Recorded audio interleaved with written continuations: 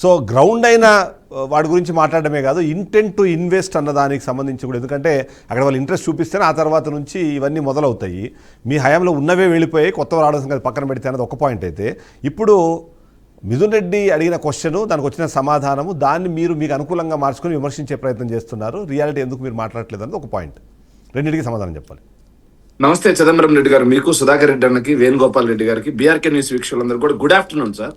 So కాకపోతే వేణుగోపాల్ అన్న మళ్ళీ కూడా ఇండస్ట్రీస్ దగ్గరకు వచ్చిన తర్వాత కూడా నరకటము, గొడ్డళ్ళు, కత్తులు, దోపిడి.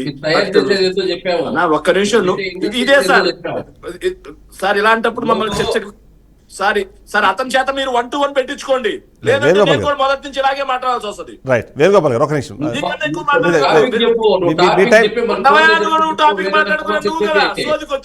వేణుగోపాల్ గారు ఒక నిమిషం ప్లీజ్, తన టైం తనకి ఇవ్వండి, మీకు అవకాశం ఇస్తాను మళ్ళీ. వేణుగోపాల్ గారు ప్లీజ్, మీకు అవకాశం ఇస్తాను. వేణుగోపాల్ గారు ఒక నిమిషం. వేణుగోపాల్ గారు ఒక నిమిషం, ఆయన ఆన్సర్ చెప్పనివ్వండి, తర్వాత మీకు అవకాశం ఇస్తాను.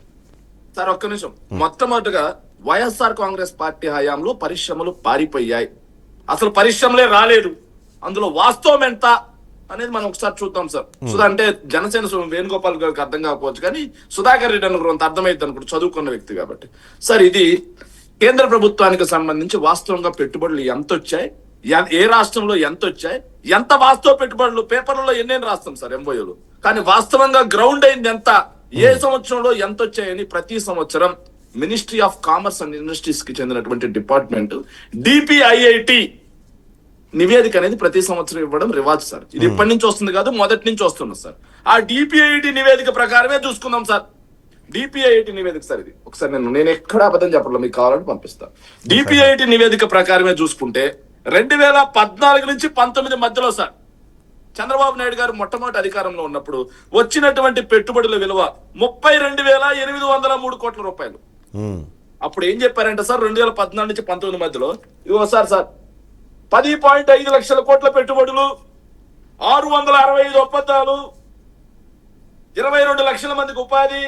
ఇది 2017 జనవరిలో సార్ CII సమ్మిట్ సందర్భంగా 4.3 లక్షల కోట్ల పెట్టుబడులు,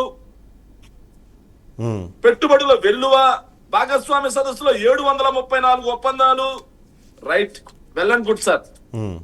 పెట్టుబడుల వెల్లువ, పెట్టుబడుల సునామీ, పెట్టుబడుల వరద, ఇవన్నీ 2019కు ముందు సార్. ఇక దావోస్ లో బాబు బిజీ 2015 సార్. విదేశీ పెట్టుబడుల వరద, చైనా పెట్టుబడుల వెల్లువ 2017 సార్. దావోస్ నే రాష్ట్రానికి తీసుకొస్తా, ఇవన్నీ చంద్రబాబు నాయుడు గారు మాట్లాడిన మాటలే సార్.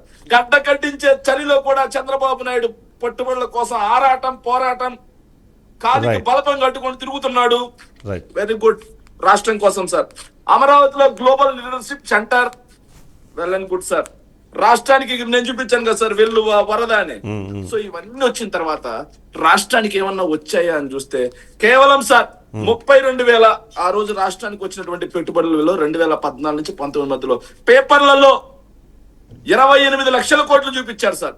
రైట్, కానీ వచ్చింది ఎంత అంటే 32,803 కోట్ల రూపాయలు యాక్చువల్ ఇన్వెస్ట్మెంట్స్. మీ హయాంలో వెల్ అండ్ గుడ్, మేమేం మాట్లాడట్లా చంద్రబాబు నాయుడు గారిని. వెల్ అండ్ గుడ్, ఆయన పర్ఫార్మ్ చేశారు, వెరీ గుడ్. మరి జగన్మోహన్ రెడ్డి గారి ప్రభుత్వ హయాం కూడా తీసుకోవాలి కదా సార్. సో దానికి సంబంధించి సార్, సో కోవిడ్ లాంటి కష్టకాలం ఉంది సార్, అయినా సరే ఇది కూడా DPIIT సార్. నేను ఎక్కడ కూడా అబద్ధం చెప్పట్లా, సంవత్సరాల వారీగా చెప్తాను సార్. DPIITకి సంబంధించి సార్ 2019వ సంవత్సరంలో 34,696 కోట్ల రూపాయలు గ్రౌండ్ అయింది. 2020 కోవిడ్ సార్, ప్రపంచం మొత్తం స్తంభించిపోయింది, అప్పుడు కూడా 9,840 కోట్ల రూపాయలు గ్రౌండ్ అయినాయి సార్. ఇక 2000 సార్ జగన్మోహన్ రెడ్డి గారు మళ్ళీ 2021 నుంచి చూద్దాం సార్. 21 నుంచి చూస్తే సో ఆంధ్రప్రదేశ్ కి సంబంధించి 21వ సంవత్సరంలో 10,350 కోట్లు సార్. కరోనా నుంచి అప్పుడప్పుడే కోలుకుంటున్నాం సార్. ఇక 2022 వచ్చేసరికి 45,217 కోట్ల రూపాయలు. ఇక 23 వచ్చేసరికి 10,536 కోట్ల రూపాయలు. ఇక 24 జగన్మోహన్ రెడ్డి గారు దిగిపోయే టయానికి సార్ జూన్ నాటికి 12,708 కోట్ల రూపాయలు. ఇది మేము చెప్పిన మాట కాదు సార్. సో మేము తెచ్చిన ఒక కంపెనీ పేరు చెప్పండి అని చెప్పి మాట్లాడుతున్నారు సార్. ఎస్, అది లెట్టిన ఒకసారి చెక్ చేసుకోండి ఉన్నాయో లేవో ఒక 5-6 పేర్లు చెప్పి మీరు టోటల్ నెంబర్ చెప్పండి సార్, ఏమనుకోండి. టైం బాగుంది, ఒక 5-6 పేర్లు చెప్పండి, టోటల్ నెంబర్ చెప్పండి ప్లీజ్. దయచేసి సార్. సో నేను ఆ పక్కన సుధాకర్ రెడ్డి అని ఉన్నాడు. సుధాకర్ రెడ్డి అన్న వీళ్ళిద్దరిది కూడా తిరుపతి జిల్లానే. నేను తిరుపతి జిల్లాకి సంబంధించే చెప్తాను సార్, పక్క జిల్లాల గురించి అవసరం లేదు సార్. తిరుపతిలో శ్రీ సిటీ అని కడప జిల్లాలో స్టీల్ ప్లాంట్ ఒక్క నిమిషం ఆగబ్బా, ఎందుకు తొందర టైం వస్తుంది కదా. ఇప్పుడు కొత్త జిల్లా మా జిల్లా గురించి కాదు, రైట్, చిత్తూరు నుంచి కడపకు రండి మీరు ప్లీజ్. చిత్తూరు చెప్పండి, కడప చెప్పండి. డాక్యుమెంట్ ఉండదు, నోటికి ఏది వస్తే అది మాట్లాడతాం, ప్రజలు నవ్వుకుంటారనే. పర్సనల్ కామెంట్స్ వద్దులేండి, పాయింట్ చెప్పండి వీరశేఖర్ రెడ్డి గారు. నాకు 5 నిమిషాల ముందు చెప్పారా? నాకు 5 నిమిషాల ముందు చెప్పారు. మీ గొడ్డల్ని కత్తులు తయారు చేసే ఫ్యాక్టరీ పెట్టుకోవడం, ఇది గొడ్డలు తయారు చేసే ఫ్యాక్టరీ పెట్టలే. ఒక్క నిమిషం, ఇది గొడ్డలు తయారు చేసే ఫ్యాక్టరీలు ఇస్తారా? కత్తులు తయారు చేసే ఫ్యాక్టరీలు ఇస్తారా? చదువుకుంటే వస్తాయి అండి. ఒక్క నిమిషం, జగన్మోహన్ సార్ చెప్తున్నా సార్. ఒక్క నిమిషం, ఆన్సర్ చేస్తున్నారు, ఆన్సర్ చేయండి. వివరం లేనప్పుడు ఇలాంటివన్నీ వస్తాయి సార్. డైకిన్ 4,000 కోట్ల రూపాయల పెట్టుబడితో 5,000 మందికి ఉపాధి కల్పించింది వైఎస్ఆర్ కాంగ్రెస్ పార్టీ హయాంలో. డైకిన్, అదే విధంగా Blue Star, panel opto display technology, Amber, EPACK, Panasonic, Havells, CTC, ఏఏ డిక్సన్, క్లారియన్, ఏదైతే క్లారియన్ ఏరోసోనిక్స్, ఆరుషి, అదే విధంగా United Telelinks, Neolink technologies, Foxlink technologies, Sunny Optech, Dixon technologies, అదే విధంగా డిటిఐ టెక్నాలజీస్. ఓన్లీ ఎలక్ట్రానిక్స్ రంగంలో మాత్రమే సార్ నేను చెప్పింది. ఎక్కడరా అంటే వాళ్ళ శ్రీ సిటీ చిత్తూరు చుట్టుపక్కల సార్. ఇక పొంగనూరులో సార్ 7,000 కోట్ల రూపాయలతో పెప్పర్ మోషన్ ఎలక్ట్రిక్ బస్ పరిశ్రమ ఈరోజు చివరికి వచ్చింది సార్. మేమే టెంకాయ కొట్టి స్టార్ట్ చేసే పరిశ్రమని మేము స్టార్ట్ చేసిందే పెప్పర్ మోషన్. పొంగనూరు చిత్తూరు జిల్లాని, ఉమ్మడి చిత్తూరు జిల్లా. నేను చిత్తూరు జిల్లాలోనే చెప్పాను సార్. ఇక విశాఖపట్నం పోదాం సార్. విశాఖపట్నం పోతే కాగ్నిజెంట్ తెచ్చింది ఎవరు? అదే విధంగా ఇక్కడ ఏదైతే ఇన్ఫోసిస్ కంపెనీని పెట్టింది ఎవరు? WTCని తీసుకొచ్చింది ఎవరు? ర్యాండ్ స్టాండ్ తీసుకొచ్చింది ఎవరు? నేను అడిగాను సార్. ఇవన్నీ మేము తీసుకొచ్చినాయి. సో వైఎస్ఆర్ కాంగ్రెస్ పార్టీ హయాంలో పేపర్లలో కాకుండా సార్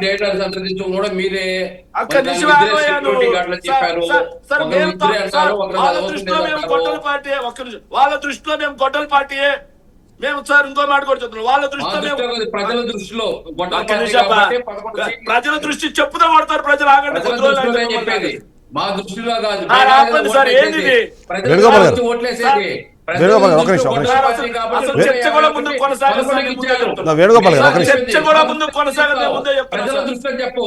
వేణుగోపాల్ గారు ఆయన నెంబర్స్ చెప్పారు కదా, టైం ఇచ్చిన మీరు అందులో నిజమా తప్పని మాట్లాడుతున్నారు.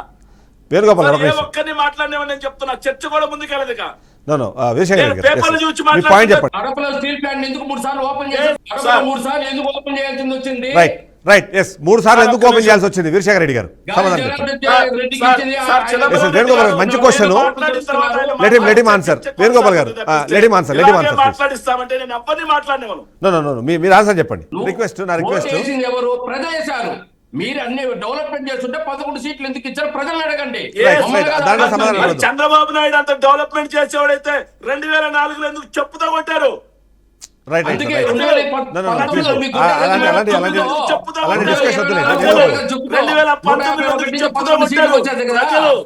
ప్రజల గురించి అడుగుతున్నా.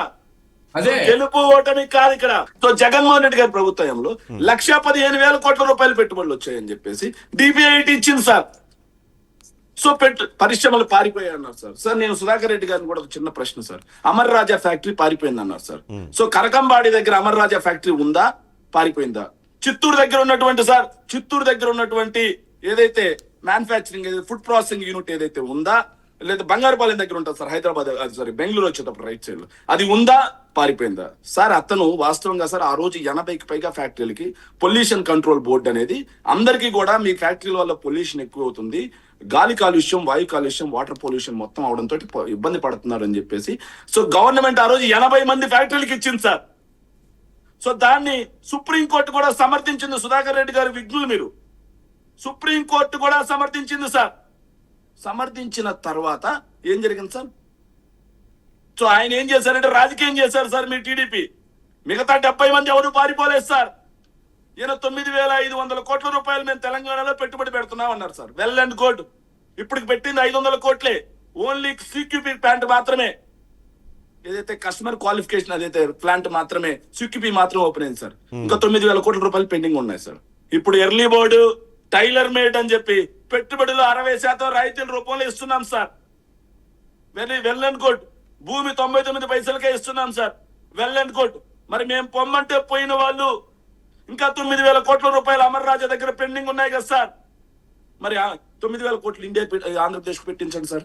కాళ్ళకు బలపం కట్టుకొని ఆయన వేరే దేశాల చుట్టూ తిరగాల్సిన పని లేదు సార్. నారా లోకేష్ గారు వాళ్ళ పార్టీ ఎంపీఏ గల్లా జయదేవ్, ఆయన కంపెనీ మిగిలిన 9,000 కోట్లు చిత్తూరులో పెట్టించమనండి sir. Well and good sir. Pollution కి ఏదైతే పొల్యూషన్ కంట్రోల్ బోర్డు నోటీసులు ఇవ్వటమే తరిమేసినట్టయితే, మొన్నటికి మొన్న పవన్ కళ్యాణ్ గారు, గౌరవ ఉప ముఖ్యమంత్రి అయినటువంటి పవన్ కళ్యాణ్ గారు ఎక్కడ సార్ గోదావరి నదీ జలాల్లో కాలుష్యం అవుతుంది అని చెప్పి ఒక పేపర్ కంపెనీ, పేపర్ మిల్ కి నోటీసులు ఇచ్చారు సార్. అంటే ఆ ఫ్యాక్టరీని తరిమేసినట్టేనా? అలాగే యాజ్ యూజువల్ గా సార్ ఫ్యాక్టరీల పొల్యూషన్ వస్తుంటుంది, దానికి పిసిబి పొల్యూషన్ కంట్రోల్ బోర్డు వాళ్ళకి నోటీసులు ఇస్తుంటుంది, సరి చేసుకుంటూ ఉంటారు. ఇది ఏదైతే వాస్తవంగా ఎప్పటి నుంచో జరుగుతున్నటువంటి ప్రక్రియ సార్. ఈ ప్రక్రియలో రాజకీయం చేసి ఏపీలో పెట్టుబడులు రావట్లేదు, విధ్వంసం అయిపోయిందని చెప్పి ఆ రోజు మాట్లాడారు సార్. కానీ జగన్మోహన్ రెడ్డి గారు కోవిడ్ లాంటి కాలంలో కూడా సార్ 2020లో 9,840 కోట్ల రూపాయల పెట్టుబడులు గ్రౌండ్ అయినాయి సార్. రైట్. కానీ ఇప్పుడు 2 సంవత్సరాలకి కలిపి 6,900 కోట్ల రూపాయలు ఏంటి సార్? ఇది కదా వినాశనం. పేపర్లలో మీరు చూపించేదానికి మొన్నటికి మొన్న సార్ నేను ఒక చిన్న ఉదాహరణ చూపిస్తాను సార్ దయచేసి. సో ఇది ఒక్క నిమిషం సార్, నేను పేపరే మాట్లాడతాను సార్. ఈనాడు పేపర్ సార్, ఈనాడు పేపర్ కి సంబంధించి మొన్నటికి మొన్న సార్ పెట్టుబడుల వెళ్ళు అన్నారు సార్. మళ్ళీ పెట్టుబడుల పండుగ ఆంధ్రజ్యోతి సార్. ఇది వరుసగా చూపించారు సార్. ఈడ రాసిన కంపెనీస్ మొత్తంలో సార్ నేను ప్రతి దానికి ఈ వైఎస్ఆర్ కాంగ్రెస్ పార్టీ హయాంలో వచ్చినవే అని జీవో కాపీస్ తో సార్ నేను ఒకసారి అది మీకు అవకాశం ఇస్తాను. అలా కాకుండా సార్ ఒక్క నిమిషం సార్, అలా కాకుండా చర్చ అనేది ఇలా కొనసాగాలి సార్. నేను చూపించాను, మీరు మాట్లాడారు, నేను రాసుకున్నాను. మీరు మాట్లాడండి, నేను మాట్లాడింది మీరు రాసుకోండి. అలా కాకుండా వ్యక్తిగతంగా వెళ్తాం, గొడ్డలి పార్టీ రౌడీ పార్టీ అని వెళ్తాం, ఎవడికి పుట్టారని అడుగుతాం, ఇవన్నీ అంటా ఉంటే సో మాకు కూడా వచ్చు సార్. మీరు పూలేస్తే I will give flower bouquet sir. మీరు రాళ్ళేస్తే నేను బండ రాళ్ళేస్తాను సార్. మీరు బూతులు తిడితే నేను బండ బూతులు తిట్టగలను సార్. చర్చ ఎలా కొనసాగిద్దాం అనేది మీ విఘ్నతకు వదిలేస్తాను సార్. ప్లీజ్ ఒకటే రిక్వెస్ట్ ఇద్దరికి, ఇద్దరు కదా యాక్చువల్ ప్యానల్ ఎవరికైనా రిక్వెస్ట్ ఏంటంటే let us talk on the numbers. నిజాలు మాట్లాడదాం, లేదా మన దగ్గర ఉన్న సమాచారం మాట్లాడదాము. ఒకవేళ కౌంటర్ చేసేదంటే అవకాశం ఇచ్చినప్పుడు మాట్లాడదాము, సో దట్ జనాలకి విషయం వెళ్తుంది అన్నది. ఎస్ వేణుగోపాల్ గారు, సో మీరు ఏదైతే అడిగారో ఆ క్వశ్చన్స్ కి ఆన్సర్ ఆయన పార్టీ పరంగా మాట్లాడారు. పర్సనల్ గా మాట్లాడితే నేను ఏ పార్టీలో వచ్చినంటే వాళ్ళ తప్పు అది తప్పు.